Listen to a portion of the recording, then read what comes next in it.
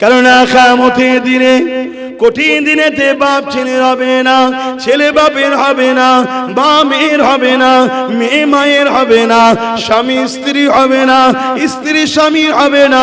এত কঠিন দিন হবে যেদিন মাথা এক বেগদা ইখতিলাফাত উপরে আল্লাহ বা সূর্যকে নামিয়ে দেবে। সূর্যের 12 গুণ তাপ বেড়ে যাবে। 1 গুণ তাপে কোটি কোটি মাইল দূরে রয়েছে, এই তাপ সহ্য করা যাচ্ছে না। সেদিন মাথার এক বেগদা ইখতিলাফাত উপরে আল্লাহ নামিয়ে দেবে। সেই দিন কি করে সহ্য করবে? ওই সূর্যের তাপেতে মাথা ক্ষীণগুলো গলে গলে ঝরে ঝরে পড়বে। ওই সূর্যের তাপেতে লোহা যেমন আগুনে দিলে পুড়ে লাল হয়ে যায়, জমিনটা পুড়ে লাল হয়ে যাবে। মানুষ দাঁড়াতে পারবে না। ছেলে বাপকে জোর করে জমিনে শোয়াবে, তার বুকের উপরে পা দিয়ে দাঁড়িয়ে যাবে। বাপ ছেলেকে জমিনে শুইয়ে তার বুকের উপরে পা দিয়ে দাঁড়িয়ে যাবে। এ যুবকেরা, আমার আম্মা জানেরা, আমার বোনেরা, আর মুনাফিক চিনতে শেখো, গোস্তাখে রাসূলদেরকে চিনতে শেখো। এ যুবকেরা, না ওই কঠিন দিনে তোমাকে বাঁচাবার কোনো দাদা দিদি থাকবে না, কোনো নেতা খেতা ওই দিনেতে কাউকে দেখা যাবে না। কেন জালিম যারা হবে জাহান্নামে আগে চলে যাবে, অত্যাচারী যারা হবে জাহান্নামে চলে যাবে। তাদের কাতার তো আলাদাই হবে। এ যুবকেরা, তরুণেরা, বাপেরা, ওই কঠিন দিনেতে কেউ কারো হবে না। ওই সময়টা আমিন আল্লাহ মুহাম্মদ রাসূলুল্লাহ আল্লাহ পাকের কাছে ফরিয়াদ করবে, ইয়া রাব্বি হাবলি উম্মতি উম্মতি উম্মতি উম্মতি। আরো জোরে বলুন সুবহান। আর মুজাদ্দিদ করেছেন সেই মুজাদ্দিদুজ্জামান দাদা হুজুর রহমাতুল্লাহ আলাইহি। এই পূর্ব ভারতের মানুষ আপনার আমার ঈমানকে বাঁচিয়েছে, বাঁচাবার ওসিলা হয়েছে। আজ অনেক রকম চক্রান্ত চলছে, সিলসিলাটাকে ক্ষতি করার অনেক রকম প্ল্যান পরিকল্পনাও চলছে। তাই আপনাদের বলবো, মজবুত করে দাদা হুজুরকে ধরে থাকবেন, ঈমানটা আল্লাহ হেফাজত করবে ইনশাআল্লাহ। তো আসে সেই নবী পাক সাল্লাল্লাহু আলাইহি ওয়াসাল্লামের ভালোবাসায় নবী দিবস উপলক্ষ করে আপনারা মাহফিল করছেন। আল্লাহ আপনাদের এই মাহফিলকে কবুল করেন, আপনাদের আশা বসাকে কবুল করেন। নবী পাকের মদিনার পাকে আমাদের জন্য এখনো কাঁদছেন, সেই নবী পাকের দোয়া আল্লাহ আমার আপনার নসিবে কবুল করে। বলুন আল্লাহুম্মা আমিন। এ দুনিয়া আমাদের জন্য চিরস্থায়ী নয়। সারা জীবন যে নবী আমার আপনার জন্য কেঁদেছে, সেই নবীর মহব্বত ভালোবাসা আমাদের দিলে কমিয়ে দিবা ষড়যন্ত্র চলছে না চলে না? একদল মুনাফিক উলামারাও দেখবেন বছরকে বছর, মাসকে মাস, ঘন্টার পর ঘন্টা জলসা করে, নবী পাকের শান মর্যাদা মাকাম নিয়ে আলোচনা করতে চাই না। আবার একদল উলামা ইমাম আলেম দেখবেন গোস্তাখে রাসূল দুনিয়ার জালিম শাসকদের জন্য হাজারো কথা বলে, কিন্তু আমার রাসূলুল্লাহর পক্ষে কথা বলতে চাই না। আবার একদল মুসলমান দেখবেন সর্বসময় দুনিয়া লাঠি সুটা নিয়ে বিভিন্ন দুনিয়ার ইসলাম বিদ্বেষী নেতাদের জন্য মারপিট করে, কিন্তু আমার রাসূল পাক সাল্লাল্লাহু আলাইহি ওয়াসাল্লামের জন্য দুটো কথাও মুখ দিয়ে বার করে না। দেখলে শুধু মুসলমান হলে হবে না, নাম শুধু মুসলমান হলে হবে না, অন্তরে আল্লাহ ও রাসূল আছে কিনা এটা হলো মূল বিষয়। যে নবী আমার সারা জীবন আমার আপনার জন্য কেঁদেছেন, আজ রওজা মুবারকে আল্লাহ নবী আমার আপনার জন্য কাঁদতেছেন। এটা মানেন তো নাকি? নবীকে হায়াতুন নবী মানেন তো নাকি? এ না নবী সারা জীবন আমার আপনার জন্য কেঁদেছেন, আজও রওজা মুবারকে কাঁদতেছেন। আল্লাহ নবী যখনই কেঁদেছেন ওই কান্নাটা গুনাহগার উম্মতীদের জন্য কেঁদেছেন। এ যুবকেরা, তরুণেরা, আল্লাহ নবী একদিন আল্লাহ পাকের কাবা শরীফ তওয়াফ করতেছিলেন। ওই কাবা শরীফ তওয়াফ করতে করতে নবী আমার সিজদায় পড়ে গেলেন। সিজদায় পড়ে গিয়ে চোখে পানি ছেড়ে দিয়ে কাঁদে। আল্লাহ পাক জিবরাইলকে পাঠিয়ে দিলেন, এ জিবরাইল দুনিয়া জমিনে চলে যাও, আমার হাবিব কেন কাঁদে জিজ্ঞাসা করো। হযরতে জিবরাইল আলাইহিস সালাম আল্লাহ পাকের জমিনে চলে আসলেন। কাবা শরীফে পৌঁছে গেলে আল্লাহ নবীকে জিজ্ঞাসা করতে লাগলে, ইয়া রাসূলুল্লাহ, হাবিবাল্লাহ, হুজুর আপনি কেন কাঁদে? আল্লাহ নবী বলেছিলেন, জিবরাইল রে, আমি কেন কাঁদি আল্লাহ পাক তো জানে। তোমাকে যখন জানাতে চেয়েছে, এ জিবরাইল শুনে রেখে দাও, আমি রাসূলুল্লাহ যখনই কেঁদেছি আমার গুনাহগার উম্মতীদের জন্য কেঁদেছি। আরো জোরে বলুন সুবহান।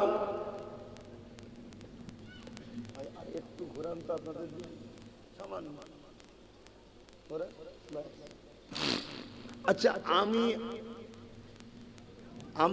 আপনারা কি কখনো নবী পাকের জন্য একা একা বসে কেঁদেছেন? বলে হুজুরের কথা মনে করে, আমার নবী কত কষ্ট করেছে ইসলামের জন্য, জুলুমকে খতম করেছে, অন্যায়কে খতম করেছে, চুরিকে খতম করেছে, খুনকে বন্ধ করেছে, সন্ত্রাসবাদকে মিটিয়েছে আমার নবী। আমি আপনি কখনো মনে করে কেঁদেছি? বলে ভাইরা, নওজওয়ানেরা, তরুণেরা, মনে রাখবেন আল্লাহ নবী সাহাবা হুজুরদের নিয়ে বসে রয়েছেন। তরুণেরা, আল্লাহ নবী বলতে লাগলেন, লা ইউমিনু আহাদুকুম হাত্তা কুনা হাব্বা ইলাইহি মিন ওয়ালিদিহি ওয়া ওয়ালাদিহি ওয়ান নাসি আজমাইন। ততক্ষণ পর্যন্ত তোমরা ঈমানদার হতে পারবে না যতক্ষণ পর্যন্ত তোমরা তোমাদের জমি জায়গা ঘর বাড়ি ছেলে বলে বাপ মা স্বামী স্ত্রী এমনকি জিনের জানের থেকে আমি রাসূলুল্লাহ আমাকে না মুহাব্বত করবে, ততক্ষণ পর্যন্ত তোমরা ঈমানদার হতে পারবে না। আর যে ঈমানদার নয় সে জান্নাতে যাবে? একটু সরাসরি দেন না। গরমে কি খুব ক্লান্ত আপনারা? গরমে খুব ক্লান্ত আর না গলা বাঁচাচ্ছ ভোটে যে চিল্লাবে বলে? আরে ভোটের জায়গায় ভোট থাকবে, কিন্তু মনে রেখে দিও রাজনীতি করতে গিয়ে যেন জাহান্নামে চলে যাবো, এটা বোঝানো দরকার আছে না? না, হ্যাঁ, রাজনীতি করছো করো, দুনিয়াদারি করতে হবে, রাষ্ট্রকে চালাতে হবে, কিন্তু রাজনীতি করতে গিয়ে যেন জাহান্নাম না কিনে ফেলো, এটা মাথায় রেখে দিও। রাজনীতি করছো করো, করতে গিয়ে যেন জীবনটা দিয়ে ফেলুনি, তাহলে সব বেকার হয়ে যাবে। তাহলে বলো, একটু গলাটা ছাড়বে না? আমার তো কথা বলতে খুব কষ্ট হচ্ছে। গরমকালে এলে কি সমস্যা কি জানি, ওই জামা ঘাম গায়ে বসলেই আমার গলা চেপে যায় গরমকালে। তা আপনাদেরও কি একই রোগ আছে নাকি? বাপ বেটা ভাই ভাই সব একই রোগ ধরেছে? অসম্ভব কিছু নেই, সব তোমরা একই ঘরের নাকি? এক লাইনের তো নাকি? না কাতার উল্টো দিকে আছে? জাহান্নামীদের দিকে নয় তো? হ্যাঁ, আমরা ইনশাআল্লাহ জান্নাতি দিকে। বলুন ইনশাআল্লাহ, বলুন আলহামদুলিল্লাহ। আবার শুনে কিছু জাহান্নামীরা টিটকিরি মারে, আব্বাস সিদ্দিকী জান্নাতের টিকিট দিচ্ছে। ভাই আমি কাউকে কখনো জান্নাতের টিকিট দিয়েছি? এক কথা বলেন, দিয়েছি মানে কি করবে এরা? দিশে বুঝে পাচ্ছে যে এত বুঝায় এত বলি, আব্বাসের থেকে লোকগুলোকে সরাবো, সরতে চাইছে না। আচ্ছা, আপনাদের কাছে আমার কাছে আপনাদেরকে এনেছে কি? বলুন বলুন বলুন। তাহলে সরাতে পারবেন কি? আল্লাহ। তা দুনিয়ার লোক যখন আনেনে, তো দুনিয়ার লোক সরাতেও পারবে? এ তো সোজাসুজি হিসাব। ভাইরা, নওজোয়ান তরুণেরা, আমার নবী পাকের প্রেমিকেরা, মন দিয়ে শোনেন। এই নওজোয়ান তরুণেরা, আল্লাহ নবী জানিয়ে দিলেন ততক্ষণ পর্যন্ত তোমরা ইমানদার হতে পারবে না যতক্ষণ পর্যন্ত তোমাদের ঘর বাড়ি জমি জায়গা ধন দৌলত কারবার ব্যবসা ছেলে পুলে বাপ মা স্বামী স্ত্রী এমনকি নিজের জানের থেকে আমি রাসূলুল্লাহ আমাকে না বেশি ভালোবাসতে পারবে ততক্ষণ পর্যন্ত তোমরা জান্নাতি হতে পারবে না, ইমানদার হতে পারবে না। আর যার মধ্যে ঈমান নাই সে কোনোদিন জান্নাতে যাবে না। নামাজ আলাদা জিনিস, ঈমান আলাদা জিনিস, রোজা আলাদা জিনিস, ঈমান আলাদা জিনিস, হজ আলাদা জিনিস, ঈমান আলাদা জিনিস, রোজা আলাদা জিনিস, ঈমান আলাদা জিনিস, মসজিদ মাদ্রাসা বানানো আলাদা জিনিস, ঈমান আলাদা জিনিস। ঈমান হলো রাসূলুল্লাহকে জানের থেকে বেশি ভালোবেসে আদবের সাথে মেনে নেওয়া, নামাজ রোজা দাড়ি টুপি হজ মসজিদ মাদ্রাসা বানানো দান খায়রাত এগুলো যখন ইমানদাররা করবে আল্লাহ পাক তাদেরকে নেকি দেবে ভালো কাজ করার জন্য।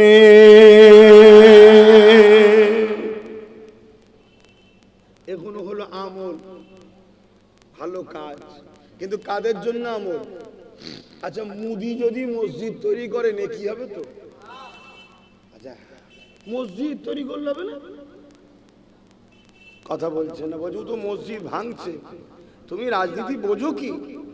ভাঙার জায়গায় যেমন ভাঙবে, আবার কোনো জায়গায় দিলে যদি কাজ হয় সেটা দিয়ে আবার পরবর্তীতে ভেঙে নেবে। বুঝতে পারছেন? প্রথম দেবে, দিয়ে কাজ গুছিয়ে নিয়ে আবার ভেঙে দেবে। এদেরকে চেনো? এরা কি বিষাক্ত ফুড়া। হ্যাঁ, তাহলে বলেন মসজিদ মাদ্রাসা এগুলো বা নামাজ রোজা দান খায়রাত এগুলো ভালো কাজ। ইমানদার যদি এই কাজ করে তবে নেকি হবে। আর না হয় ইমান যদি না থাকে, যেমন এবারে দেখছিলাম টিএমসির একটা মহিলা ক্যান্ডিডেট নামাজ পড়তে ঢুকেছে, দেখেছেন কি? আরে কারা দেখেছেন একটু হাত তুলে সাক্ষী দেন না রে বাবা। এই তো অনেক কটা সাক্ষী হয়ে গেছে, দেখেছেন তো? ও তাহলে ভালো কাজ করছে তো নাকি? কি হচ্ছে সমাজে বুঝতে পারছেন? বললেই তো বলবে আব্বাস সিদ্দিকী জলসায় গিয়ে রাজনীতি করে। কিছু মুনাফিক এরকম আছে না নাই? কথা বলেন। হ্যাঁ, আমার তো সন্দেহ হয় এদের গোড়াতে গন্ডগোল আছে। গোড়া বোঝেন? মূল জায়গাতে এদের গন্ডগোল হয়ে গেছে। না হয় রাজনীতির নামে আমার ধর্মকে মিটানো হচ্ছে, তখন তোদের বুকে ব্যথা হয়নি। আর আমি ধর্মের স্বার্থে যা সব রাজনীতির নেতারা ধর্ম বিরোধী করছে তাদের বিরোধী করি, তখন আমার উপরে আঘাত হচ্ছে কেন? তাহলে সেই সব মুসলমানদের আমার তো সন্দেহ হচ্ছে এদের গন্ডগোলটা গোড়াতে হয়ে গেছে। যখন মূল জায়গা সেখানে তো একটু দোয়া দরুদ পড়তে হয় নাকি? না, দোয়া দরুদ ছাড়াই হয়। আরে কথা বলবেন না তো, শরিয়াতের নিয়ম আছে তো নাকি? হ্যাঁ, 4-5টা ছেলে হয়ে গেছে ফরজ গোসল করতে পারে না, তাহলে সে সমাজ কি হবে বলেন তো? শরিয়াতকে শরিয়াতের জায়গায় রাখতে হবে, বা মানতে হবে। বাবেরা, নওজোয়ান তরুণেরা, আমার নবী পাকের প্রেমিকেরা, মন দিয়ে শোনেন। ততক্ষণ পর্যন্ত ইমানদার হওয়া যাবে না যতক্ষণ পর্যন্ত জানের থেকেও বেশি রাসূলুল্লাহকে না মুহাব্বত করে আদবের সাথে মেনে নেবে।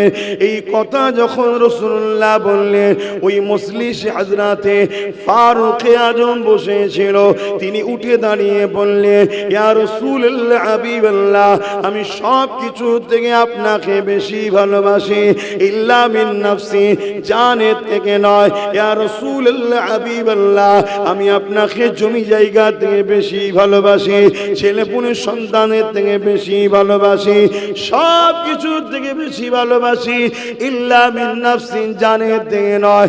আল্লাহ নবী বললেন, উমার জানের থেকেও বেশি ভালোবাসতে লাগবে।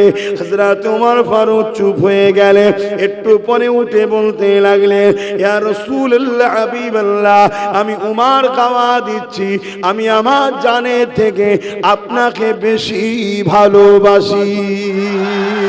আরো জোরে বলুন সুবহান। আমরা রাসূলকে জানের থেকে বেশি ভালোবাসি না বাসি না?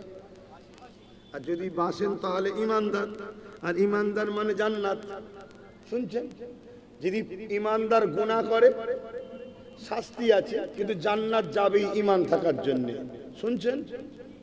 আর ঈমান নেই, কাবার মাথাবে গিয়ে সেজদায় যদি পড়ে মারা যায় তাও জাহান্নামে ঢুকবে, জীবনে বেরোবে না। কথাগুলোকে ভালো করে ঢুকিয়ে নেন। যদি বিশ্বাস থাকে এই বান্দার উপরে, আল্লাহর এই বান্দার উপরে, দাসের উপরে যদি বিশ্বাস থাকে, কথাগুলো মাথায় ঢুকিয়ে নেন।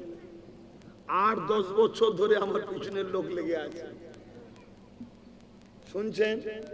যারা আমার পিছনে লেগেছিল তারাই এখন সব সেই পথের প্রতীক হচ্ছে। শুনছেন? আমি কিন্তু আমার জায়গায় ঠিক দাঁড়িয়ে আছি।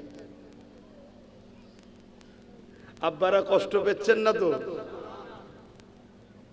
ভাইরা, নওজওয়ানেরা, তরুণেরা, এ নবী পাকের প্রেমিকেরা, আল্লাহ নবীকে মহব্বত করি, শুধু মুখে বললে হবে না।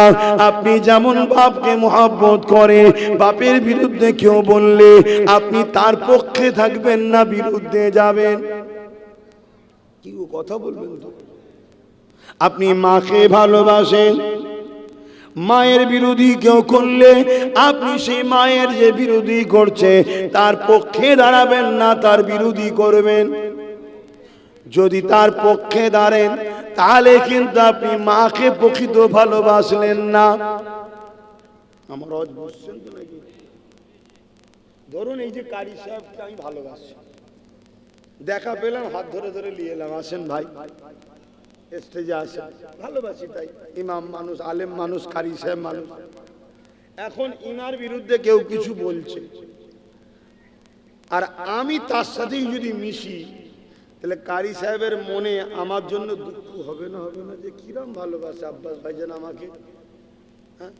আমার বিরুদ্ধে যে বলছে আপনি তার সাথে মিশছেন, কি মনে হবে না? আচ্ছা একটু উল্টো দিই, কারি সাহেব আমাকে ধরুন ভালোবাসে আমার পীরের আওলাদ হিসাবে। এখন আমাকে যে গালিগালাজ করে, কারি সাহেব যদি তার সঙ্গে মেশে, আমি কিনার উপরে ভালো নজরে তাকাবো? আচ্ছা আপনারা বাপেরা বলুন, আপনাকে যারা ছোট বড় কথা বলবে, গালিগালাজ করবে, আপনার বিরোধী করবে, তার সাথে যদি আপনার ছেলে মেশে, আপনি কি ভালো নজরে ছেলেকে দেখবেন? কথাই এক থাকবেন তো নাকি? এই জন্যই তো নবী পাক জানিয়ে দিলেন, মান আহাব্বা লিল্লাহ ওয়া আবগাদা লিল্লাহ ওয়া আতা লিল্লাহ ওয়া মানআ লিল্লাহ ফাকাদ ইস্তাকমালা ঈমান। ভালোবাসবে আল্লাহর জন্য, দুশমনি করবে আল্লাহর জন্য, আত্মীয়তা করবে আল্লাহর জন্য, বিচ্ছেদ হবে আল্লাহর জন্য, এরাই হলো প্রকৃত ঈমানদার। এ নওজওয়ান তরুণেরা, বাপেরা, আমরা রাসূলুল্লাহকে যদি ভালোবাসি, নবী পাকের প্রেমিক যারা হবে তাদেরকে আমরা ভালোবাসবো। এই জন্য আল্লাহর ওলিদেরকে, নবীর গোলামদেরকে, নবীর আশিকদেরকে আমরা ভালোবাসি। খাজা হুজুরকে কেন ভালোবাসি? খাজা হুজুর আল্লাহ ও নবীর প্রেমিক ছিল। দাদা হুজুরকে কেন ভালোবাসি? দাদা হুজুর আল্লাহ ও নবীর প্রেমিক ছিল। বসিরহাটের বড় মৌলানাকে কেন ভালোবাসি? উনি আল্লাহ ও রাসূলের প্রেমিক ছিল। এ যুবকেরা, তরুণেরা, এটাই তো প্রেমের নিদর্শন। আমার প্রেমিকের যে হবে, আমিও তার হব, যে আমার প্রেমিকের নয়, আমি তার নয়। এ যুবকেরা, তরুণেরা, বাবেরা, এই প্রেম যে দেখাতে পারবে সেই তো রাসূলুল্লাহর প্রকৃত প্রেমী, তার মধ্যেই তো ঈমান রয়েছে। আর যে রাসূলুল্লাহর দুশমনকে আপন করে নেবে, সে যদি রাসূলুল্লাহকে ভালোবাসি বলে, সে মুনাফিক, মুসলমান ছাড়া অন্য কিছু নয়, তার জন্য জাহান্নাম রয়েছে। এ যুবকেরা, তরুণেরা, আমার নবী পাকের প্রেমিকেরা, তাই বলে দিয়ে যায় পরিবর্তন হয়, বুঝে বুঝে পা ফেলে। আল্লাহ নবী, নূহ নবী, দয়ার নবী, যে নবী আমার সারা জীবনটা তোমার আমার জন্য কেঁদেছে, আজও রওজা মুবারকে কাঁদছে। আল্লাহ যেদিন কিয়ামত ঘোষণা করবে, হযরত ইসরাফিল আলাইহিস সালামকে, হযরত জিবরাইল আলাইহিস সালামকে আল্লাহ পাক পাঠিয়ে দেবে, এ জিবরাইল, দুনিয়া জমিনে চলে যাও, আমার হাবিবকে যে উঠিয়ে নিয়ে আসো। আজকে দিনে আমি আল্লাহ আমার হাবিবের মাথাতে শের মুবারকে শাফাআতের তাজ পরিয়ে দেব। আরো জোরে বলুন সুবহান।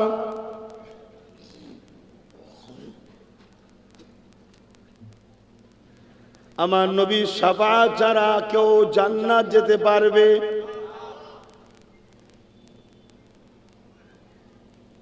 যুবক, আম্মা, বোনেরা, ভাইয়েরা, বাপেরা, মায়েরা, একটু শোনেন মন দিয়ে। নিওয়া না নিয়া সব নিজের নিজের ব্যাপার। আমার কথা নেবেন কি না নেবেন সব নিজের নিজের ব্যাপার, কিন্তু মন দিয়ে একটু শোনেন।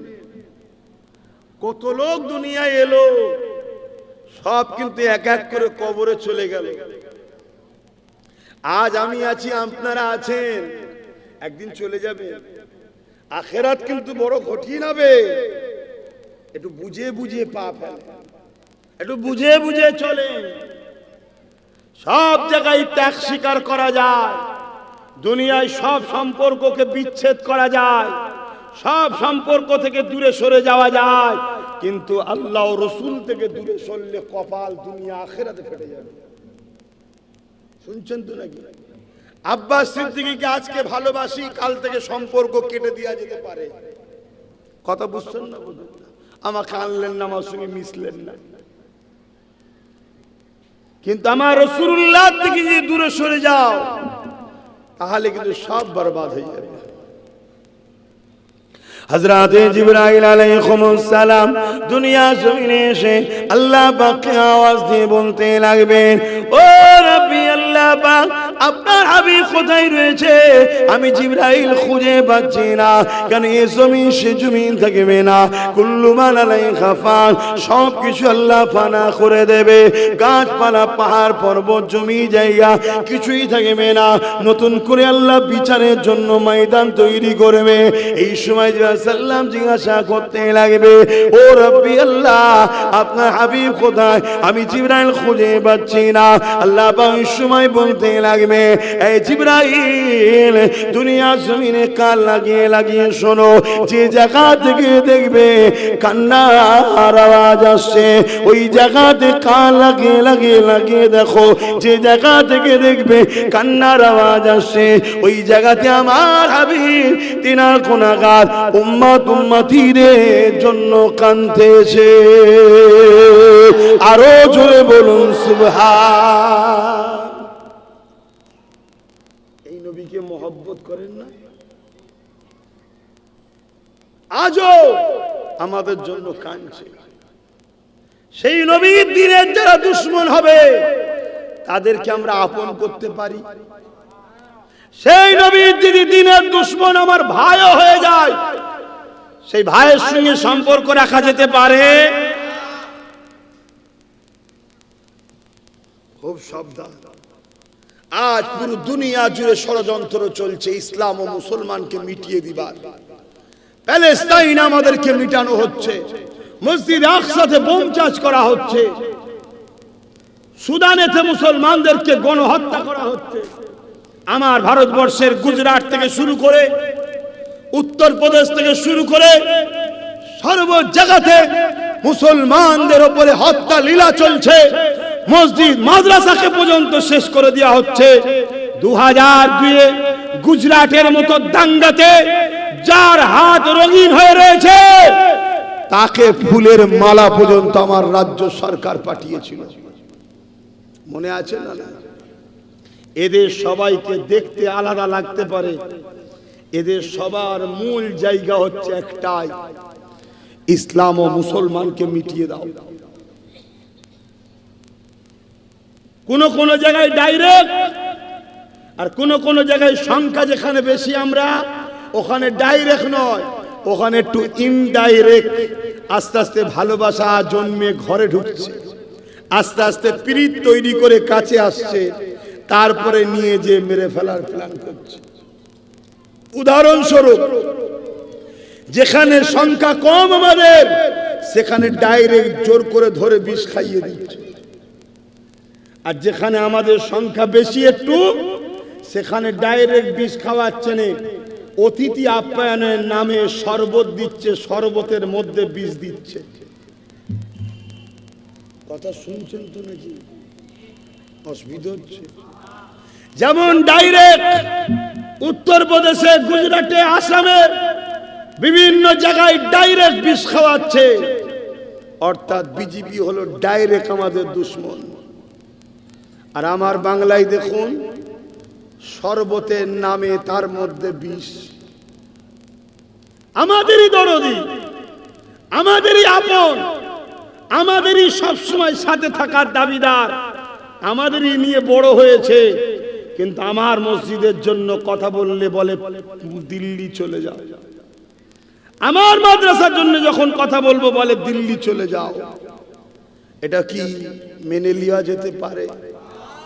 তার থেকেও বড় বিষয়, আপনারা হয়তো ভুলে যেতে পারেন, আমি কিন্তু ভুলে যাইনি।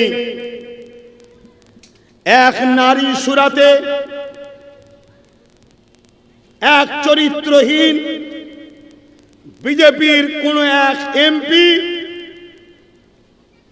নূপুর শর্মা তার নাম, হযরত নবী মুহাম্মদ সাল্লাল্লাহু আলাইহি ওয়াসাল্লামের পরিবার নিয়ে নোংরা কটূক্তি করেছিল, মনে আছে?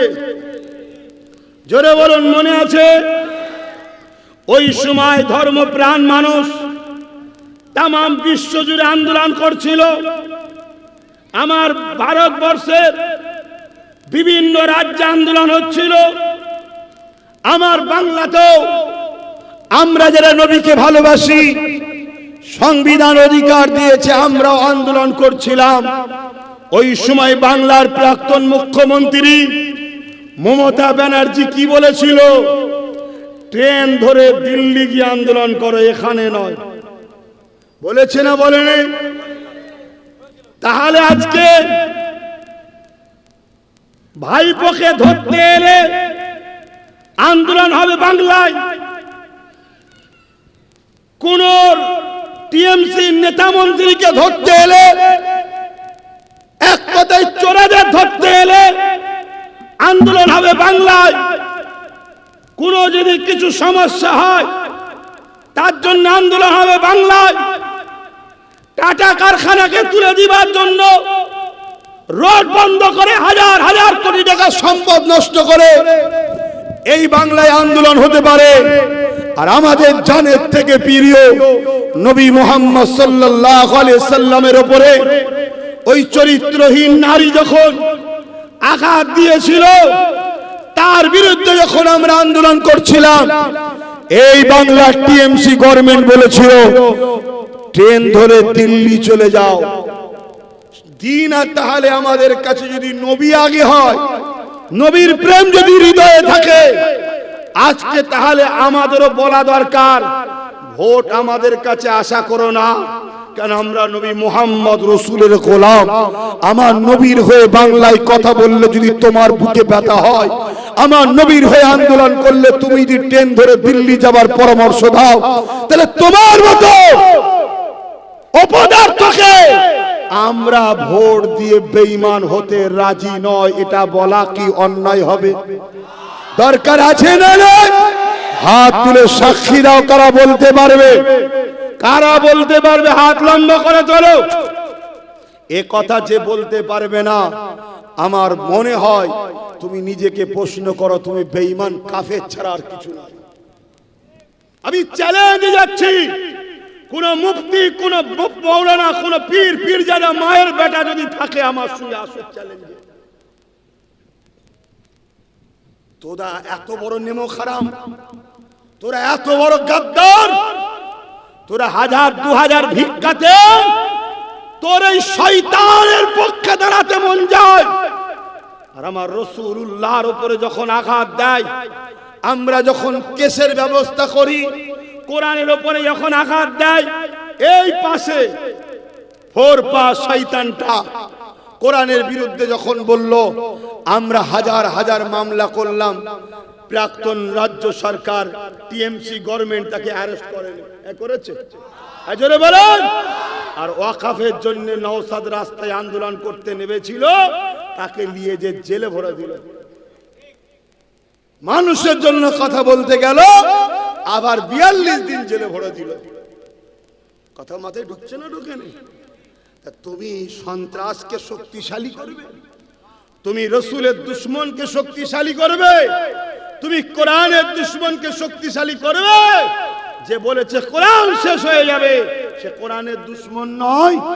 ঈমানদার কখনো কোরআনের দুশ্মনকে সাপোর্ট করতে পারে না। যেমন আমরা বিজেপিকে সাপোর্ট করতে পারি না, বিজেপির সব থেকে বড় দালাল এই টিএমসির মমতাকে সাপোর্ট করতে আমরা কোনোদিন পারি না ঈমানদাররা। এই কথাটা আমার বাপ, আমার মা, আমার ভাই, আমার বোনেদের বোঝানো দরকার আছে না? অনেকে বলছে এখন ভোটের সময় চলছে, এখন কেন বলছো?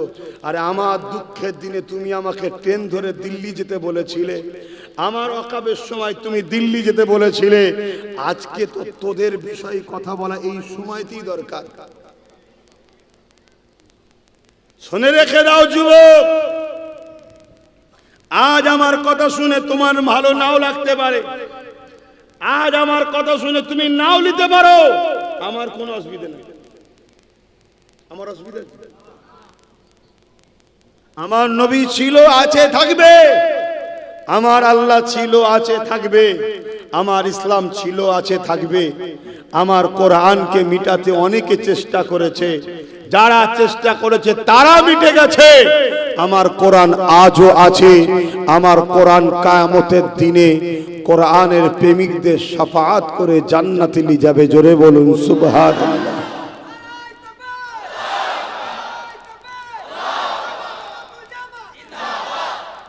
আজকের দিনে তুমি যদি রাসূলুল্লাহর পক্ষে না দাঁড়াতে পারো, তাহলে মনে রেখে দিও কিয়ামতের দিনে তুমি নবীর শাফাআত পাবে না। যে নবী পাকের বিরুদ্ধে বলেছে সে যেমন শয়তান, জাহান্নামী, কুকুর, তার বিরুদ্ধে বলতে গিয়ে যার বাধা হয়, যার অসুবিধা হয়, সেও আমার নজরে জাহান্নামেরই একটা কুকুর।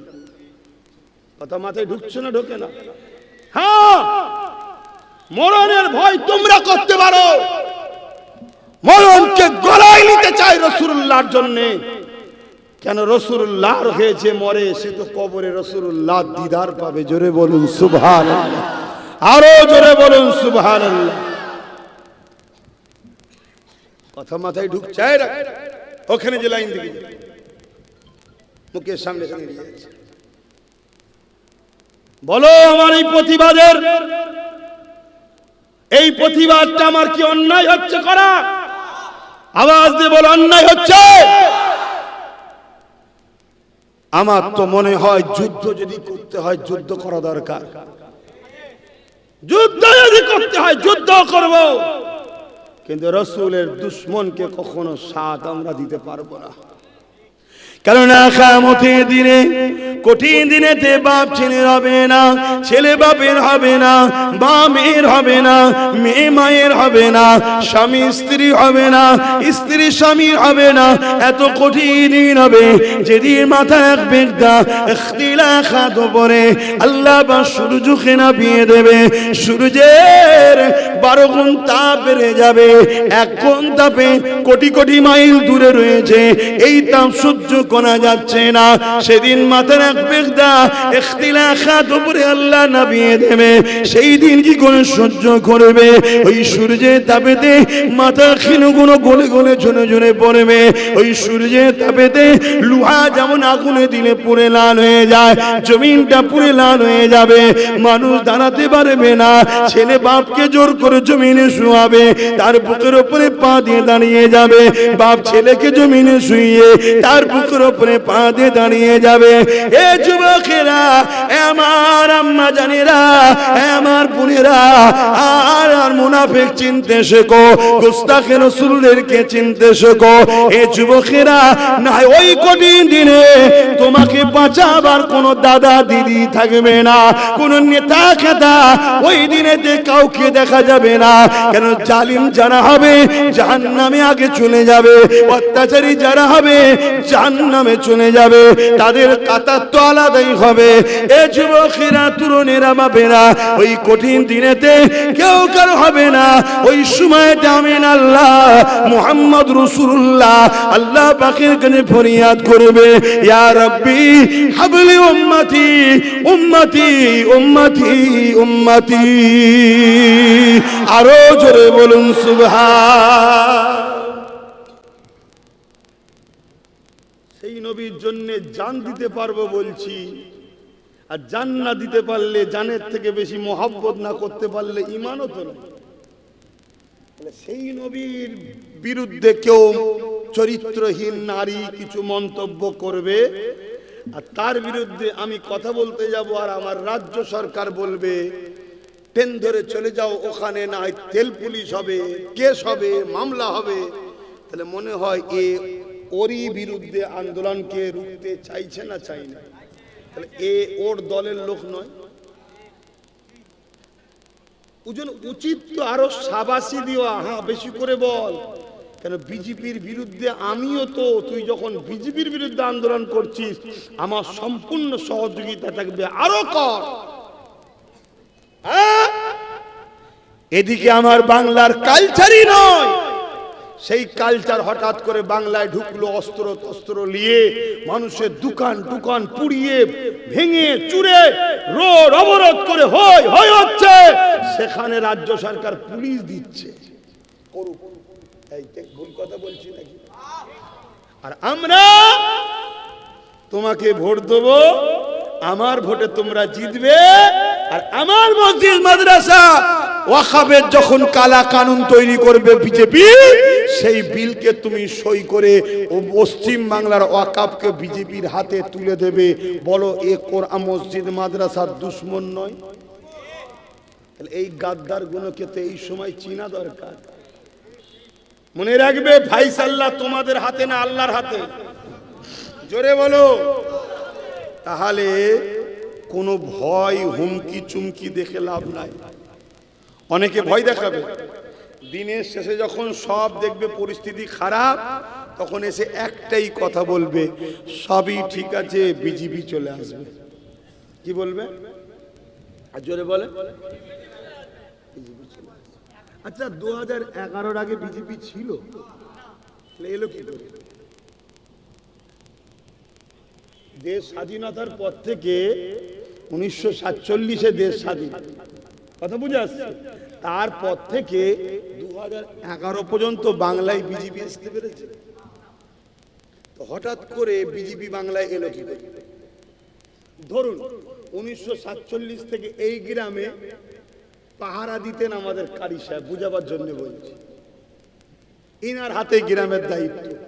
এই গ্রামে কখনো খুন হয়নি, রেপ হয়নি, চুরি হয়নি। তার মানে এই কৃতিত্বটা তাহলে কার? বলুন বলুন, সরাসরি কারি সাহেব। আর 2011-র পর আমরা সবাই মিলে কারি সাহেবকে সরিয়ে দিলাম, দিয়ে আমাকে দায়িত্ব দিলেন, বুঝাবার জন্য বলছি। এখন আমি দায়িত্ব পাওয়ার পরে চুরিও হচ্ছে, খুনও হচ্ছে, ধর্ষণও হচ্ছে, ডাকাতও ঢুকছে, মব লিঞ্চিংও হচ্ছে। তাহলে এখন দোষটা কার? আরে আমাকে বলতে লজ্জা লাগছে, আমারই। তার মানে কি আমার সঙ্গে সেটিং আছে? 2011 পর্যন্ত কখনোই বিজেপিকে বাংলায় ঢুকতে দেওয়া হয়নি, তাই আসতে পারেনি। 2011-তে 1998-এ বিজেপি তৈরি করলো টিএমসিকে। সেই দলকে বাংলায় আস্তে আস্তে ফান্ডিং করে ক্ষমতায় আনলো। ক্ষমতায় আসার পর তার পুলিশ দিয়ে বিজেপিকে, আরএসএসকে আস্তে আস্তে বাংলায় জায়গা করাচ্ছে টিএমসি। কথা শুনছেন? কেন? এখানে এক চান্সে হুড়োহুড়ি করলে অসুবিধা আছে, তাই আস্তে আস্তে হচ্ছে। আজকে সেই বিজেপি আসার জন্যে 20,000 30,000 করে মুসলমানের নামকে এক একটা বিধানসভা থেকে কেটে বাদ দিয়ে দিয়েছে। শুনছেন? এবার কি করে রুখবেন? ভোটই তো আপনি দিতে পারবেন, তা রুখবেন কি করে? এই যে রুখার চান্সটা পাচ্ছেন না, 20-30,000 করে ভোট তো বাদ। এখন নতুন করে আবার নাটক করছে, বলছে বিজেপি চলে আসবে যদি আমাকে না দাও। করছে না? করেন। বিজেপিও প্রত্যেকটা রাজ্যে ইসলামের বিরোধী করছে। যে যে রাজ্যে বিজেপি আছে সে রাজ্যে মুসলমানদেরকে হত্যা করছে না করে না? মসজিদ ভাঙছে না ভাঙে না? মাদ্রাসার উপর আঘাত দিচ্ছে না দেয় না? আমার বাংলা তো টিএমসি মসজিদ মাদ্রাসার উপরে হামলা করছে না করে না? আমার বাংলা তো গোরক্ষা বাহিনী মুসলমানকে হত্যা করছে না করে না? আমার বাংলা তো ইমামদের উপরে জুলুম হচ্ছে না হয়নি? হ্যাঁ বলবেন তুলনামূলক কম। হ্যাঁ আমিও বলছি কম। কমটার কারণ আছে, কেন এখানে 40% মুসলমান। এখানে যদি আস্তে আস্তে না মারা হয়, হুড়োহুড়ি করলে বাইচান্স হাত থেকে ফসকে গেলে আবার দিদি মুদি দুজনেই বাংলা থেকে বিদায়। শুনছেন তো নাকি? কারণ এ জাতি যদি একবার চোখ খুলে জেগে যায়, হারা ও মসজিদ ভাঙছে, ইও ভাঙছে, ও মাদ্রাসা ভাঙছে, ইও ভাঙছে, ও হত্যা করছে, ইও হত্যা করছে, এ জাতি যদি বুঝতে পেরে যায়, তাহলে 40% যদি ঘুরে অন্যদিকে চলে যায়, তাহলে না থাকবে ঘাস, না থাকবে গরু, দুজনেরই শেষ। এজন্য আস্তে আস্তে আস্তে আস্তে মারা হচ্ছে। শুনছেন না? শোনেন না? কিন্তু মনে রাখবেন, যতগুলো বিল সেন্টারে পাস হয়েছে সবকটা বিলকে সাপোর্ট করে বাংলায় লাগু করেছে এই টিএমসি সরকার। তাহলে বলুন সেটিংটা কোথায়? আর আজকে যদি বলেন আপনি জলসার মাহফিলে এসে এ কথা বলছেন কেন? একটা কারণে বলছি, একটা কারণে। এরা আমার ইসলামের দুশ্মন, তাই ইসলামিক জলসার মাহফিলে ইসলামের দুশ্মনের বিরুদ্ধে বলা যাবে না? যাবে না? যদি না যায় তাহলে ফেরাউনের বিরুদ্ধে বলা যাবে না, নমরুদের বিরুদ্ধে বলা যাবে না, সাদ্দাতের বিরুদ্ধে বলা যাবে না, এজিদের বিরুদ্ধে বলা যাবে না, নমরুদের বিরুদ্ধে বলা যাবে না। কেন? তারাও ছিল অত্যাচারী শাসক এবং ইসলামের দুশ্মন, নবীদের দুশ্মন। আজকে দিদি মোদিও অত্যাচারী শাসক, ইসলামের দুশ্মন। একজন হুজুর হিসাবে নবিয়ানা মেম্বারে নবীর দুশ্মনদের বিরুদ্ধে নবীর উম্মতকে সজাগ করিয়ে তাদের থেকে দূরে থেকে ঈমান বাঁচাবার জন্য চেষ্টা করা দরকার আছে না? তবেই তো জলসা। নয় জলসা করে কি হবে? যদি কাফেরই হয়ে গেল, বেঈমান হয়ে গেল, জলসা দিয়ে কি হবে? যদি কাফের বেঈমান হয়ে গেল তো মসজিদ বানিয়ে কি হবে? কাফের বেঈমানের নামাজ পড়ে কি হবে? শুনছেন? সব বক্তা মৌলভী সাহেবের সঙ্গে আব্বাসকে মিলাবেন না।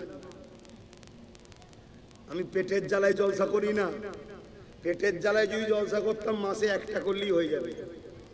আমাকে যা দেয় মাসে একটা করলেই আমার সংসার চলে ভেসে যায়। শুনছেন তো নাকি? আমাকে কি দেয় আপনারাও তো জানেন, আপনারাই দেবেন তো। এত কত লোকের রাগ, যত রাগছে তত দেখছি বেশি করে দিচ্ছে। শুনছেন? তাহলে বলুন, আজকে টিএমসি দলের লোকেরা তাদের দলকে বাঁচাবার জন্য চিল্লাচ্ছে না চিল্লাই নে? বিজেপিরা তাদের দলকে বাঁচাবার জন্য চিল্লাচ্ছে না চিল্লাই নে? তা আমি আমার রাসূলুল্লাহ দিনের জন্য, রসুলের দিনের দুশ্মনদের বিরুদ্ধে চিল্লাবো না? চিল্লাবো না? এই জন্য চিল্লাচ্ছি, জাতিকে বুঝাচ্ছি। জাতি সময় এসেছে দিদি মুদির বিরুদ্ধে ভোটটা দাও, কেন এরা ইসলামের দুশমন, এরা ওয়াকাফের দুশমন, এরা কোরআনের দুশমন। এ কোরআনের সূরা তাওবার 5 নম্বর আয়াতে হিংসা ছড়াই বলছে বিজেপির 4 নেতা, আর মমতা বলছে কোরআনটাই শেষ হয়ে যাবে, আমার উন্নতি শেষ হবে না। এরা দুজন কোরআনের বিরুদ্ধে না বিরুদ্ধে নয়? তো সময় এসেছে, এই জাতিকে বলছি আল্লাহ তোমার যখন নামটা এখনো রেখেছে, ভোটটা দিবার সময় কোরআনের দুশমনদের বিরুদ্ধে দিও। কথা বলা কি হারাম হয়ে গেল? আর না এর পরে বার 30,000 কেটে নেবে। আমি 2020-তে বলেছিলাম না, 2022-এ বলেছিলাম যে আমার কথা শুনলি না, ভোটে দেখবি নাম নেই। শুনছেন তো নাকি? আবার আমার বাড়ির একজন বেরিয়েছে, সে আবার বলছে হিতা ক্যাম্প আছে, হুতা ক্যাম্প আছে, মালদাই ক্যাম্প, বাঁকুড়াই ক্যাম্প, হুতা ক্যাম্প। ওই বদমাইশ ক্যাম্পগুলো করলো কে? তুই যাকে মা বলছিস সেই তো করেছে। হ্যাঁ, এই ভাই আগে নয়, ইসলাম আগে। ভাই আগে নয়, আল্লাহ রসুল আগে। শুনছেন? তুমি কি মনে করছো কি আমাকে? অত সহজ নয়। তুমি এখনো বাকি আছে আব্বাস সিদ্দিকীকে চিনতে। যদি আমায় ভুল বোঝা আলাদা কথা। আমি আমার বাপ মাকেও চিনি না আল্লাহ রসুলের আগে, ভাই তো দূরের কথা। শুনছেন? আজকে ভয় দেখাচ্ছে, কিন্তু ভয় দেখাতে গিয়ে যে নিজের কবর নিজে খুঁড়ছে হুঁশ নাই। বলছে এখানকার লোককে ওখানে রাখা হবে, ওখানকার লোক। আজকে ক্যাম্পগুলো করলো কি? রাজ্য সরকারই তো করেছে। তাহলে রাজ্য সরকার নাগরিকদের ঘরে যারা থাকবেন নিজে ক্যাম্পে ভরার জন্য সরকারের সহযোগিতা আছে না? তাহলে এদের দুজনই যদি না থাকে তাহলে সব সমস্যা সমাধান হয়ে যাবে। কথা বুঝে আসছে না? নাই শোনো, মন দিয়ে শোনো। আজকে জানিনি, হায় হায় হায় হায় হায়, এমনও কথা বলে ফেলছে আগুনে ঝাঁপতে দেবে। কি বলছে? আগুনে ঝাঁপতে দেবে। লজ্জা করার কিছু নেই, লজ্জা করার কিছু নেই। কেন? সে ভালো ঘরের ছেলে ঠিকই, তার বাপ ভালো, তার মা ভালো, তার পরিবার ভালো, তারা ভাইরা ভালো, সব ভালো, কিন্তু সে যে দলের নাম লিখেছে সে হলো ইসলামের দুশমনের দল। এই তুমি যদি একে দেখে নাক ছিটকাও যে বলা যাবে না, তাহলে এজিদের বিরোধী করছো কেন? এজিদ তো সাহাবীর বেটা, মুআবিয়া হুজুরের ছেলে ছিলেন। মুআবিয়া হুজুর ছিল সাহাবী। সাহাবীর ছেলে, ঠিক সাহাবীকে সম্মান করব। সাহাবীর জুতোর চোখে ধুলো, কি বলে, চোখে জুতোর ধুলো চোখে সুরমা বানাবো, কিন্তু মুআবিয়া হুজুরের বেটা এজিদ আমার ইমাম হোসাইনের বিরুদ্ধে গিয়ে চলে এজিদের গুণ গাইবো নাকি? সাহাবীর বেটা কি করা যাবে বাবা, বলা যাবে এরকম ব্যাপার নাকি? না। কেন? এজিদ ছিল আমার রাসূলুল্লাহর দ্বীনের দুশমন। এজিদ ছিল জালিম, এজিদ ছিল অত্যাচারী, এজিদ ছিল খুনি, এজিদ ছিল বদমাইশ। শুনছেন তো নাকি? হ্যাঁ, তাহলে বলো, মুআবিয়া হুজুরকে সম্মান করতে হবে। লাশ, তার বাপ, তার মা, তার ভাই, তার খানদানের উপর আমাদের সম্মান শ্রদ্ধা আছে, কিন্তু তুমি যে দলের নাম লিখিয়েছো ও দল তো আমার ওয়াকাফের দুশমন, আমার মসজিদের দুশমন, আমার মাদ্রাসার দুশমন, আমার কবরস্থানের দুশমন, আমার ঈদগার দুশমন। তুমি ফোন করছো, বলে না ঘরের লোক যদি গাদ্দার হয় ক্ষতিটা বেশি হয়। তো ঘরের লোক তো সবার নম্বর জানে না, জানে না, একসাথে উঠা বসা করেছে না করেনি। ফোন করছে, হ্যালো তোকে 2 কোটি দেবো, চলে আয়। হ্যালো তোকে প্রধানটা করে দেবো, চলে আয়। হ্যালো তোকে বিডিও কি বলে সভাপতি করে দেবো, চলে আয়। তোকে সমিতিতে দেবো, চলে আয়। ফোন করছে, করে করে করে করে শয়তানের দিকে ডাকছে। শুনছেন? তাহলে আমি চুপ করে গিয়ে দাঁতে খেলাল দিয়ে বসে থাকবো নাকি? কি বলছেন বলবেন তো, মসজিদ মাদ্রাসার পক্ষে বলবো না। তবে হ্যাঁ, আল্লাহ যেন আমার ভাইকে হিদায়েত করে, এই দোয়াটাও চাই। বলুন আমি। কেন? ভালো ঘরের ছেলে, সোহবতে খারাপ হয়ে গেছে, খারাপ জায়গায় পড়ে গিয়ে খারাপ হয়ে গেছে। আল্লাহ যেন তাকে হিদায়েত করে, বলুন না আল্লাহুম্মা আমিন। আপনি চান না ভাইটা ফিরে আসুক? তাহলে চান যদি, তাহলে দোয়া করুন আল্লাহ যেন ওকে হারিয়ে দেয়। হেরে গেলে দেখবেন ওকে আর পাত্তা দিচ্ছেন না। শুনছেন তো নাকি? ওটা তো শুধু স্যাম্পেল, স্যাম্পেল। কোনো মূল্য নেই ওর মমতার কাছে, কোনো মূল্য নেই, স্যাম্পেল। শুধু মুসলমানদের ঘরে বোকা বানাচ্ছে। এই হুজুর রে দাঁড়িয়েছে রে, এই আমার তাহলে হুজুর আছে, দেখ দেখ। তাহলে আমি যদি মাদ্রাসার দুশ্মন হই, হুজুর কখনো সাথ দেয়? তার মানে আমি আল্লাহর ওলি, হুজুর আমার সাথে আছে, আয় আয়। এভাবে তোমাদেরকে ধরবে বলে ওই মাছ ধরতে গেলে যেমন টোপ দিতে হয়, ওকে টোপ বানিয়েছে। আর যখন ওই টোপ খাবে না, দেখবেন ওকে আর মমতা নেবে না। তাহলে আমার ভাই তওবা তিল্লা করে আবার ফিরে আসবে না, আসবে না? এইটা কি আমার ভাইয়ের দুশ্মনী করলাম? এক কথা বলছি, দেখলেন না? দেখলেন না?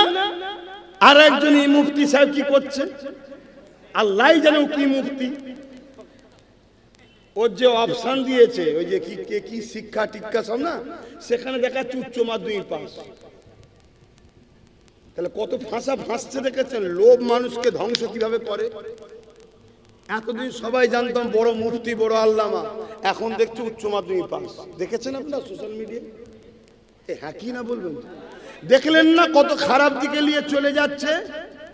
ইসলামে যেটা নিষেধ সেটা করাচ্ছে। দেখলেন না?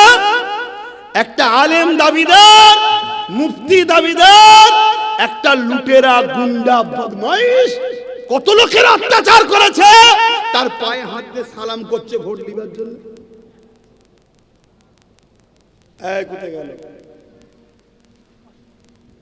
শুনছেন? তাহলে কোথায় নাবাচ্ছে? তাহলে একটা আলেম, আপনারা কি চান একটা আলেম, একটা মুফতি, একটা দাবিদার, মৌলানা দাবিদার, সে একজন ফাসেক ফাজেল বেহুদা জালিমের পায়ে হাত দিয়ে সালাম করুক? এইটা আপনারা দেখতে চাইছেন? আপনারা ভিডিওতে দেখেছেন না? দেখেন না? তাহলে কোথায় নাবাচ্ছে দেখরে? শুনছেন না? শুনেন না? এদেরকে নাবাচ্ছে কোথায়? তাহলে ওই মৌলানা সাহেবেরও ফিরে আসা দরকার আছে না? না, ফিরে আসার জন্য সোজা রাস্তা হারিয়ে দেওয়া। হেরে গেলে দেখবেন ওকেও নেবে না। কথা কিছু বুঝতে পারছেন? বন্ধ করে দিয়েছে। হেরে গেলে ওকেও নেবে না। তো যাক, আমি এই যে গুটি কত কথা বললাম, আপনারা বুকে হাত দিয়ে বলুন, আপনাদের কি আমার উপরে কষ্ট হলো? আরে একটু হ্যাঁ কি না বলবেন? হাত তুলে সাক্ষী দেন যে আমার পক্ষে তো নাকি ঠিক বলিছি তো নাকি? কষ্ট নিলেন না তো? আল্লাহ নবী সাহাবী হযরত আবু বকর সিদ্দিকীর কানে শুনেন, খবর এসে গেল মুসাইলামাতুল কাজ্জাব নামে এক ব্যক্তি মিথ্যা নবী দাবি করেছে। হযরত আবু বকর সিদ্দিক সাহাবা হুজুর দিয়াকে ডাক দিলে, এ বাবা সাহাবারা, মুসাইলামাতুল কাজ্জাব একদিকে যেমন কোরআনের আয়াতের বিরোধী করেছে, অপর দিকে আমার রাসূলুল্লাহর খাতমে নবুয়াতের বিরোধী করেছে। মুহাব্বত কাকে বলে একটু মন দিয়ে শোনে। শুধু বলবেন নবীকে ভালোবাসি, আর ঝান্ডা ধরে বেড়াবেন নবীর দিনের দুশমনদের।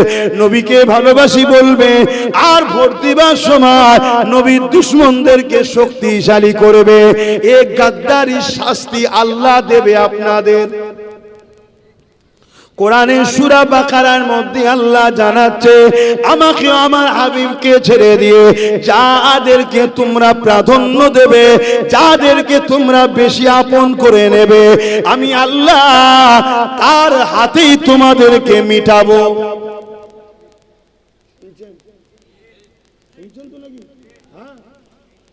তাহলে আমরা যদি আল্লাহ ও রসুলের থেকে বাপ মাকে বেশি প্রাধান্য দিই, বাপ মার হাতেই আল্লাহ আমাদেরকে মিটিয়ে দেবে।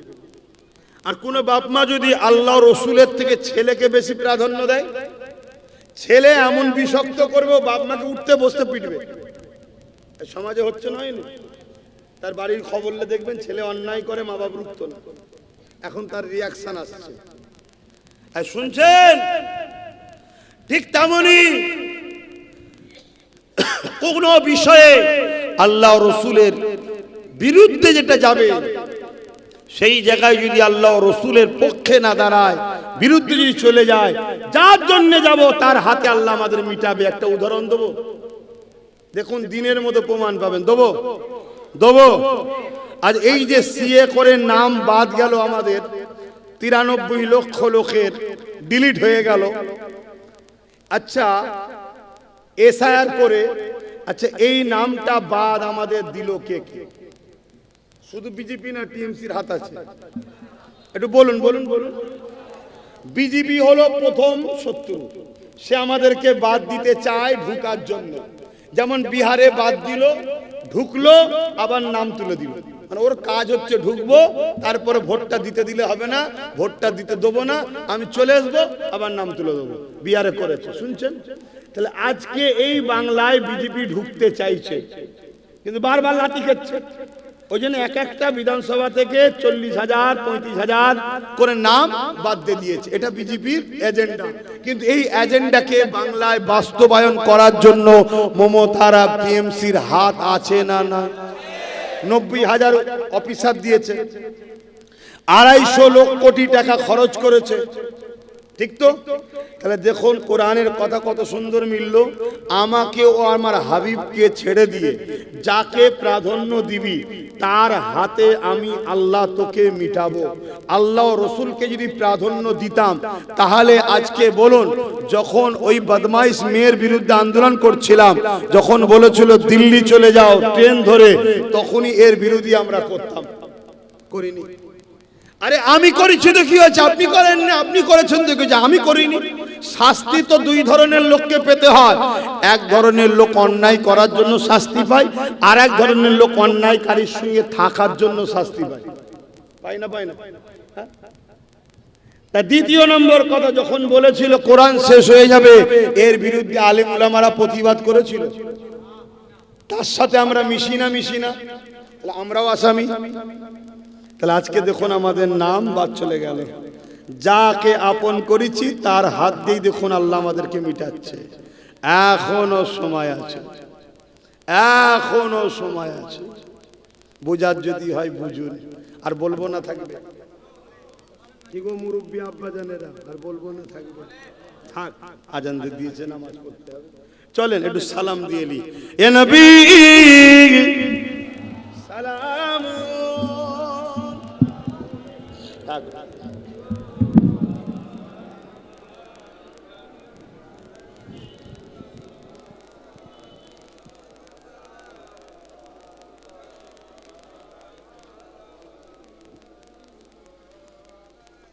طلع البدر علينا من شنيات الوداع وجب الشكر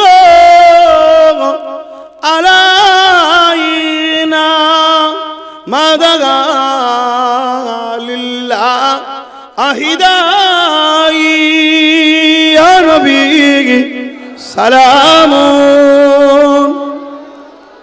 يا رسول يا حبيب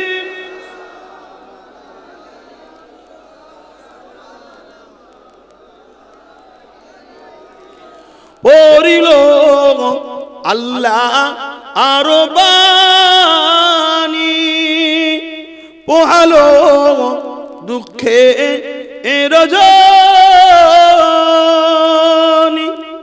হইল জগৎ অনুরানী, আমিনার নয়নের মনি, নবী সালাম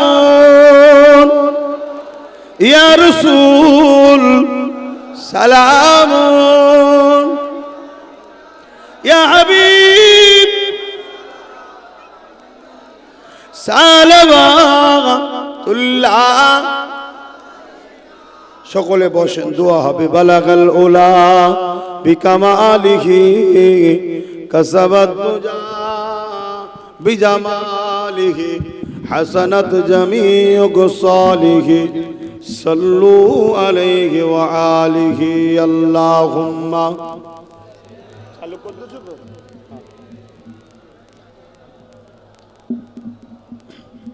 ولا آله আমার আব্বা জানেরা আমি একটা ছোট্ট কথা আপনাদের কাছ থেকে একটু জানতে চাইবো কি ছেলে হিসাবে বাপকে জিজ্ঞেস করতে পারি তো নাকি ভাই হিসাবে ভাইকে জিজ্ঞেস করতে পারি তো আশা করছি মা বোনেদের কাছেও আমার অধিকার আছে জিজ্ঞেস করার তার আগে একটা ছোট্ট কাজ আছে সেটা কি হলো এখানে লিস্ট লোক দেখাচ্ছি যাও চল যাও ও মনে পড়েছে আচ্ছা সেই কোথায় যেন বললো নওসাদকে সব দিচ্ছে আমায় দেয় না ওই জন্য মনে লিয়েস না ও চেয়ে খাওয়া লোক আমি না ওই লোক যাও না শুনলি যাও তোমরা খেয়ে নেবে ভালোবেসে আমার নামে ওটা আমি বলেছি রে বাবা বড় ভাই হিসাবে ছোট ভাইয়ের আল্লাহ কারে লোক ভালোবাসছে দেখে আমার বুকটা বড় হবে না কি এই জন্য খুশি আনন্দ করে বলেছি কি তো ছেলেরা যাচ্ছে একটু জলসার জন্য যার যা খুশি দেন আর বিসমিল্লাহ শরীফের সঙ্গে দরুদ শরীফ সূরা ফাতিহা ইখলাস শরীফ পড়েন আর এই সুযোগে দানটা করে দেন তারপরে একটা ছোট্ট কথা আপনাদের সঙ্গে একটু আলোচনা করব বিনিময় করব বাপ বেটাই ভাই ভাই মা বেটাতে ভাই বোনেতে কি লিখেছি হ্যাঁ আচ্ছা ঠিক আছে এতে পানি আছে তো হ্যাঁ খুলে দিন কই কোথায় গেল কমিটি ছেলে তাতে যাও দেখো দেন পকেটে হাত দেন যার যা খুশি দেন নেই মুরব্বী নেই তো দেবেন তো হয় দেখে দেন কিছু কিছু দেবেন তো এই দেবেন তো পকেটে হাত দেন কিছু কিছু করে দেন টুপিতে কেন বয়স দেবেন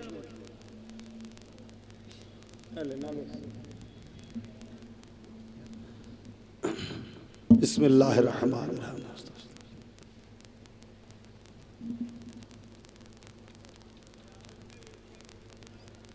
মাথা যন্ত্রণা করছে গরমে এই গরমে বাচ্চাদেরকে সাবধানে রাখবেন ঘাম গা হলে পানি খাওয়াবেন না ঘাম গায়ে গোসল করাবেন না ভালো করে মুছে তারপর আর ঘাম গায়ে পাকা তলালে চলে যাবেন না আগে ঘামটা মুছবেন তারপর নিয়ে যাবেন মেনটেন করুন ছোট ছোট বাচ্চা ক্ষতি হবে আসেন দোয়া হবে তার আগে আমি একটা ছোট্ট আলোচনা করছি আচ্ছা ভাই দুটো নেতা কটা নেতা দুটো একজন আমার কোরআনের বিরুদ্ধে ওয়াকাফের বিরুদ্ধে মসজিদ মাদ্রাসার বিরুদ্ধে আর একজন কোরআনের দুশমনের বিরুদ্ধে কেসও করছে ওয়াকাফকে বাঁচাবার জন্য লড়ছে শুনছেন আমি একজন পীরজাদা হিসাবে ধর্মগুরু হিসাবে আমি কোরআনের দুশমনের পক্ষে দাঁড়াবো না যে ওয়াকাফকে বাঁচাতে চাইছে তার পক্ষে দাঁড়াবো ভাই একটু আওয়াজ দিয়ে বলুন ধরুন এক নম্বর নেতা নাম্বার ওয়ান যে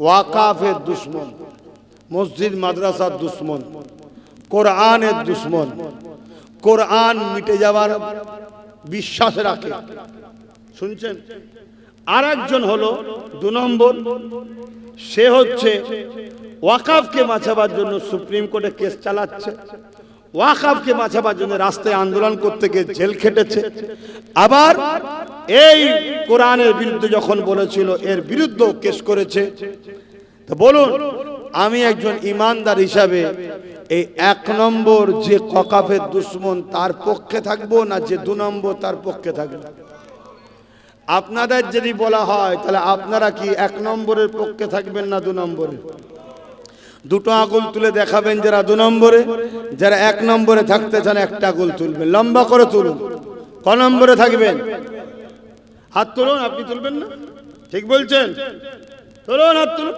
যদি কি এক নম্বর চান এক নম্বরে বলুন হাত না বাড়ান এই দু নম্বরটা হলো আমার ভাই নওশাদ সিদ্দিকী আজকে সে সুপ্রিম কোর্টে মামলা চালাচ্ছে ওয়াকাফকে বাঁচাবে বলে ওয়াকাফের আন্দোলন করতে গিয়ে জেল খাটলো 42 দিন পর্যন্ত তাকে মানুষের জন্য কথা বলার জন্য আবার জেল খাটতে হলো। আজকে এই বদমাইশের বিরুদ্ধে এই যে কোরআনে ভুল আছে, হিংসা ছড়াচ্ছে বলছে, কি বলেন না, 4 পাস বিজেপির নেতাটা তার বিরুদ্ধেও কেস করলো। কথা বুঝে আসছে? আজকে সেই নওশাদের পাশে আমার দাঁড়ানো দরকার আছে না নাই? তা আমি তার পাশে আছি, আপনারা তার পাশে নাই? তার পাশে কারা আছেন একটু হাত তুলে সাক্ষী দেন, হাত তুলে সাক্ষী দেন। তার পাশে আছেন? আলহামদুলিল্লাহ। এই যে কথাটা প্রচার করলাম, এটা কি অন্যায় করে ফেললাম না?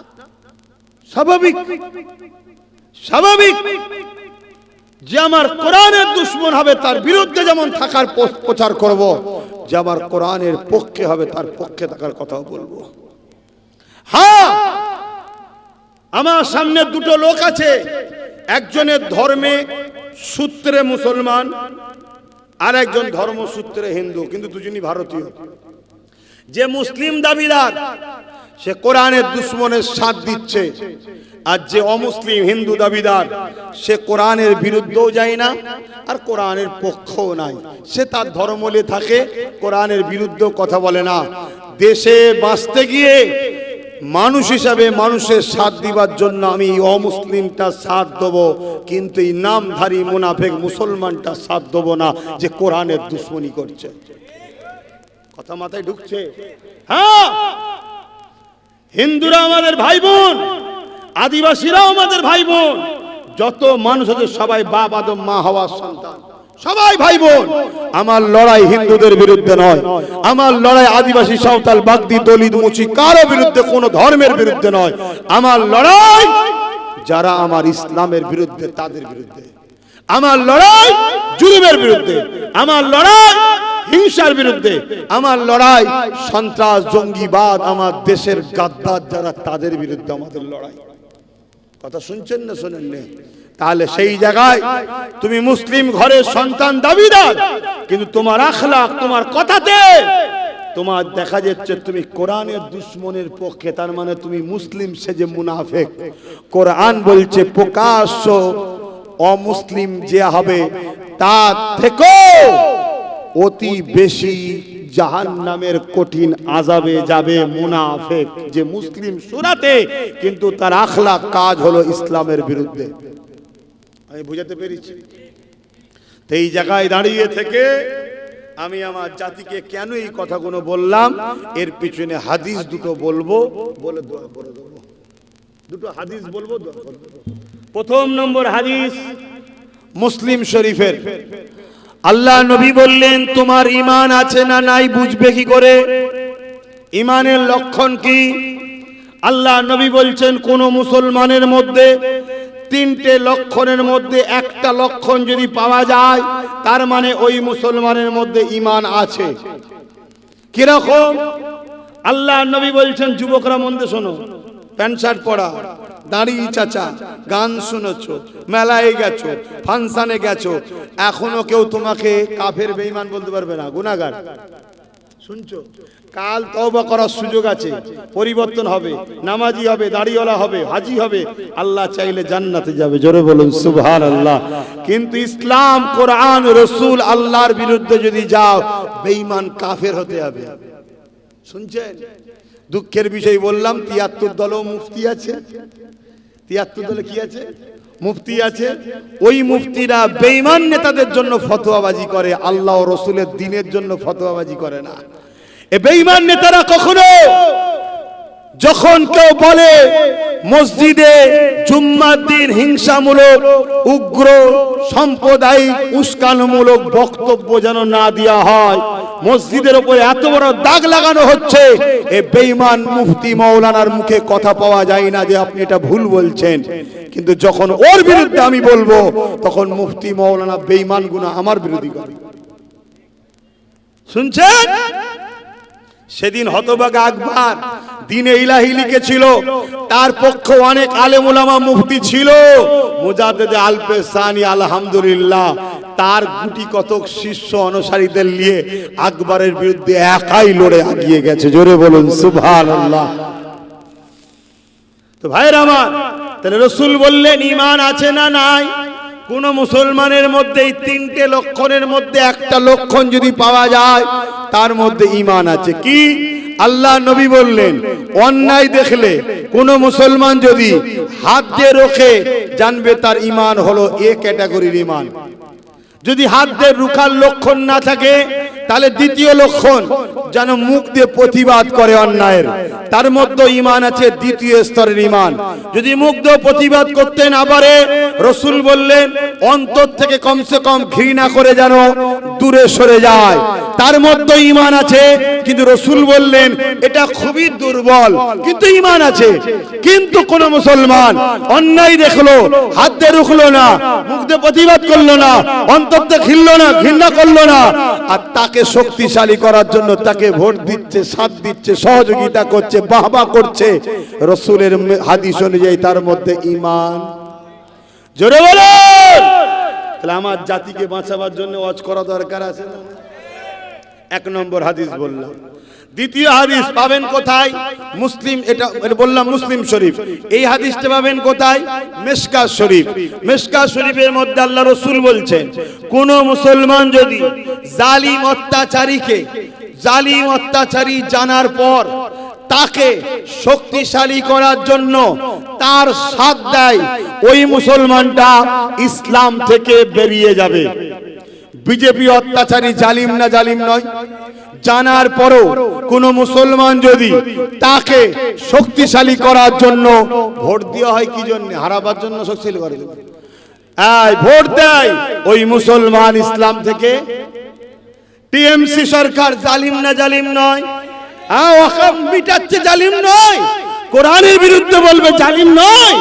এরপরও যদি কোন মুসলমান তাকে শক্তিশালী করার জন্য সাথ দেয়, নবীর হাদিসে ইসলাম থেকে বেরিয়ে যাবে। যে ইসলাম থেকে বেরিয়ে যায় তার নামাজ, তার রোজা, তার দাড়ি, তার টুপি কোনো কাজে। এদের মাথা খারাপ। আব্বাস সিদ্দিকীকে কি করে রুকা যায়? আমার রুকার রাস্তা ছিল তো, আমি তো বলেছিলাম। 6 মাস ধরে প্রতিবাদ করছি, মমতাকে বলেছি তুমি ক্ষমা চেয়ে নাও, যে কোরআন শেষ হয়ে বলা আমার ভুল হয়েছে, তাহলে আজকে আমি বলতাম না। তুমি বলো যে দিল্লি চলে যাও, বলা ভুল হয়েছে, তাহলে আজকে আমি জোরে বলো প্রতিবাদ করতাম না। শুনছেন না? শোনেন না? হ্যাঁ, তুমি মনে করেছো আমার দলে কিছু মুনাফেক বক্তা মলি সাহেব আছে, আমি যা খুশি করব। শোনো, হার জিতের ফাইসাল্লা আল্লাহর হাতে, কিন্তু আমি তোমার সুইচ টিপে জাহান্নামে যেতে পারবো না। আপনি কি বলছেন? আপনি কি বলছেন? এখন মাথায় ঢুকছে না তো যে আমরা গুটি কতক লোক কি করব? আমি একটা কথা বলি, ইব্রাহিম আলাইহিস সালামকে যখন আগুনে ফেলেছিল নমরুদ, দুটো আল্লাহর সৃষ্টি। কটা? একটা হলো গিরগিটি। তোদের অর্জুন সিংকে চিন দেখলে মনে হবে এটা গিরগিটি। অর্জুন সিং কখন কোন দলে থাকে কোনো ঠিক নেই, মানে গিরগিটির মতো রং পাল্টায়, কখনো গেরুয়ায়, কখনো জোড়া ফুলে, কখনো পদ্ম ফুলে, কখনো জোড়া ফুলে, কখনো পদ্ম ফুলে। এই অর্জুন সিংকে চিনিস নি? আর এক শয়তান। চেনেন না? চেনেন না? হ্যাঁ, তো সেই জায়গায় ওই যে লাপালাপি করছে, তা গিরগিটি সে ফু দিচ্ছিল আগুনে যাতে ইব্রাহিম নবীর আগুন ধরে। আচ্ছা, গিরগিটির ফুঁয়েতে কি আগুন বাড়বে? আর আজনাই বলে একটা সৃষ্টি, সে চোঁচে করে পানি লেসে আগুনে দিচ্ছে। আজনাই 2-4 ফোঁটা পানিতে কি আগুন বন্ধ হবে? কিন্তু আজনাই প্রমাণ দিল আমি ইব্রাহিম নবীর সাথে, আর গিরগিটি প্রমাণ দিল আমি ইব্রাহিম নবীর বিরুদ্ধে। আল্লাহ তাই হুকুম করে দিল আজনাইকে মারা জায়েজ, আর ইব্রাহিমের পক্ষে গিরগিটি প্রমাণ দিল আমি ইব্রাহিমের বিরুদ্ধে। তাই আল্লাহ বললেন গিরগিটিকে মারা জায়েজ, আর আজনাই প্রমাণ দিল আমি ইব্রাহিম নবীর পক্ষে। আল্লাহ বললেন একে মারা না জায়েজ, মারা যাবে না।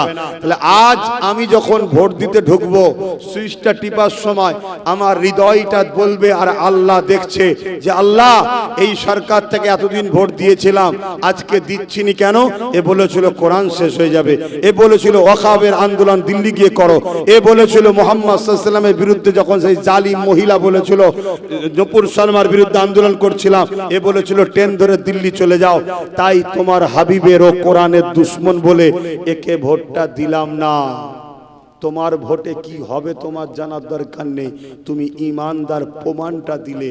আল্লাহ যদি গিরগিটিকে মারা জায়েজ করে আর ইব্রাহিমের পক্ষে থাকাতে কোনো উপকার না হওয়ার পরও আল্লাহ যদি আজনাইকে মারা নাজায়েজ করে দেয়, তাহলে আমরাও তো আশা রাখতে পারি আল্লাহ এর বিনিময়ে পরকালে আমাদেরকে মাফ করে দিতে পারে। যে আমি এজন্য ওকে দিইনি, এতদিন দিয়েছিলাম, আজ দিলাম না, উদ্দেশ্য কি? আল্লাহ ও রাসূল। শুনছেন তো নাকি? আর না মাথার মধ্যে ঢুকছে রাজনীতি আলাদা, ধর্মনীতি আলাদা। আমার তোমার যদি ইসলামের অনুসারী যারা, তোমার আমার নিঃশ্বাস টানা ফালা সবকিছুর মধ্যেই আল্লাহর পরীক্ষা আছে। অন্য ধর্মের কথাই বলতে চাইছে, তোমার আমার নিঃশ্বাস টানা ফেলা সবকিছুর মধ্যেই আল্লাহর পরীক্ষা। আর না হয় যখন এজিদ